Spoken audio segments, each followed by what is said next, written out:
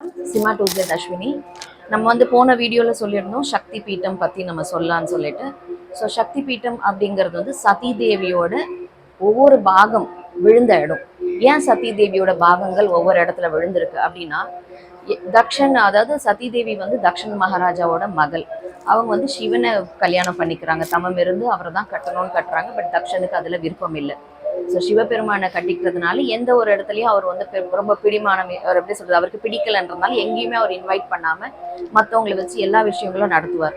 So பெரிய ஒரு யஜ்யம் நடக்கும்போது சதி தேவிக்கு தெரிய வருது, தன்னோட அப்பா வந்து ஒரு பெரிய யஜ்யம் நடத்துறாரு, நம்மளை கூப்பிடலேன்னு வருத்தப்பட்டு, பரவாயில்ல நான் அப்பாவோட செல்ல பொண்ணு தான், நான் போறேன்னு சொல்லிட்டு அவங்க அந்த யஜ்யத்துக்கு போறாங்க. ஆனா சிவபெருமான் சொல்றாரு, போகாது, உனக்கு அங்க சிரமம் இருக்கு, சங்கடப்படுவ, போகாது, தவிர்த்துரு அப்படிங்கிறாரு.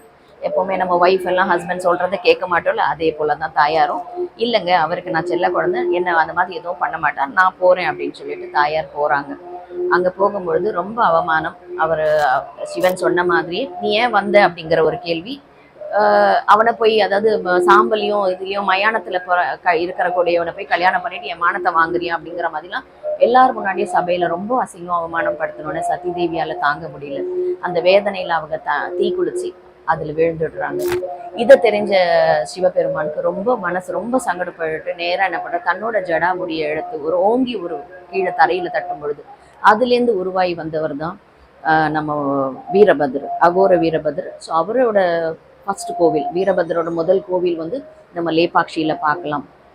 அப்போ வீரபத்ரர் என்கிட்ட ஒரு கட்டளை சொல்றாரு, போய் தக்ஷனை வதம் பண்ணிட்டு வா அப்படின்னு சொல்லி. பிகாஸ் தன்னோட மனைவிக்கு இவ்வளோ ஒரு கொடூரம் எழுந்திருக்கு இல்லையா, அதனால ரொம்ப கஷ்டப்பட்டுட்டு அவர் என்ன சொல்றாரு, நீ போய் அவரை வதம் பண்ணணும். ஸோ வீரபத்ரர் போறாரு, அவங்கள தக்ஷண யஜ்யம் இது பண்ற வதம் பண்ணிடுறாரு.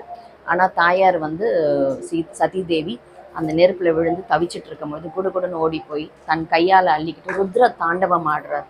அந்த ருத்ர தாண்டவம் ஆடி ஆடி ஆடினும் போது மொத்த 3 லோகங்களும் அதிர்ந்து இதாகுது.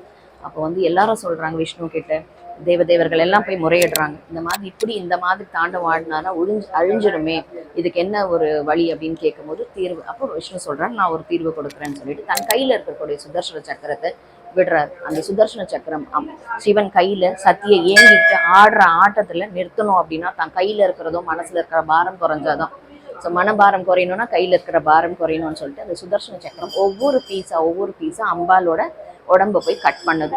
ஸோ கட் பண்ணுமா அவர் ஆடுற வேகத்துக்கு ஒவ்வொரு பீஸும் ஒவ்வொரு இடத்துல போய் செதறுது, அம்பாலோட தாயாரோட ஒவ்வொரு பாகமும் விழுது. அது மாதிரி 54 இடத்துல விழுந்திருந்தாலும் நம்ம வந்து ஆதிசங்கராச்சாரியர் குறிப்பிட்டபடி அஷ்டதசா சக்தி பீட்டம், அதாவது 18 மகா சக்தி பீட்டங்கள் மெயின் பார்ட்ஸ் விழுந்த இடத்த குறிப்பிடுறாரு.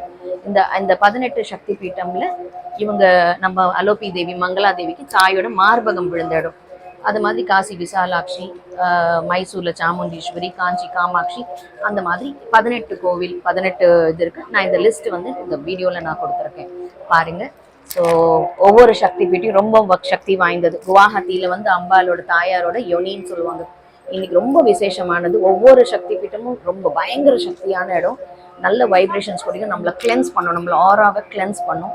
ஸோ முடிஞ்சவங்க சக்தி பீட்டங்களை போய் பாருங்க, சரிங்களா? ஒவ்வொரு இடத்துல இருக்கு. அந்த குறிப்பிட்ட வந்து நான் இந்த வீடியோல லாஸ்ட்ல நான் கொடுக்குறேன். தேங்க்யூ. ஸ்டே வித் அஸ், சிமா டூஸ்.